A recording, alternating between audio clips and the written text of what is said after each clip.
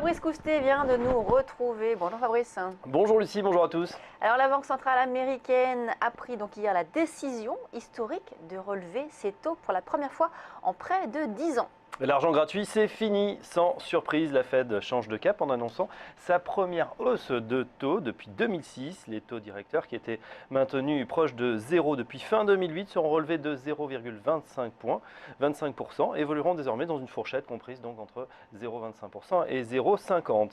À noter, cette décision a été prise à l'unanimité par le comité de politique monétaire de la Fed, le fameux FOMC. Alors quelles vont être les conséquences donc de cette décision tant attendue?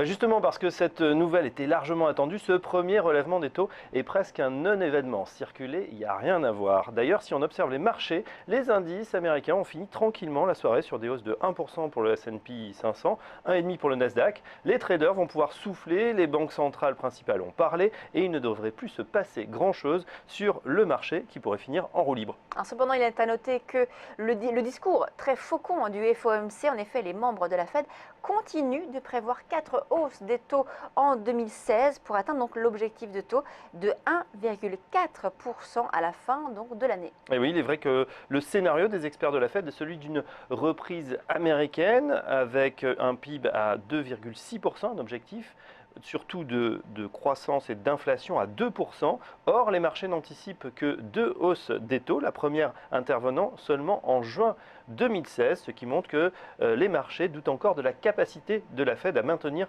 ce rythme de remontée des taux. Deuxième observation, évidemment, le dollar. Une baisse des taux, vous le savez, est historiquement de nature à renforcer la devise. Or, le billet vert n'a pas tellement réagi aux annonces. Il est même possible que ce mouvement d'appréciation ait été déjà joué par anticipation par les marchés. En clair, les investisseurs auraient tout au long de l'année acheté la rumeur et vendraient aujourd'hui la nouvelle. Un retour de l'euro-dollar sur les 1,05 et même à parité serait alors très compromis. Et les marchés européens alors dans tout ça? 10 jours de Noël, on ne peut pas dire que Jeannette nous ait gâtés. Elle met sous le sapin ce que tout le monde avait commandé depuis des mois. Cependant, elle ne déçoit pas non plus comme son homologue européen il y a quelques semaines. Du coup, on pourrait se payer le luxe d'un petit rattrapage en forme de rallye de fin d'année et pourquoi pas raccrocher les 4900 points avant la fin de l'année. Merci Fabrice, c'est la fin de Direct Marché. On se retrouve tout à l'heure donc dans quelques instants donc pour le Direct Gestion à 9h30 et après à 10h pour Direct Investisseur. Direct Marché, c'est demain à nouveau à 8h30.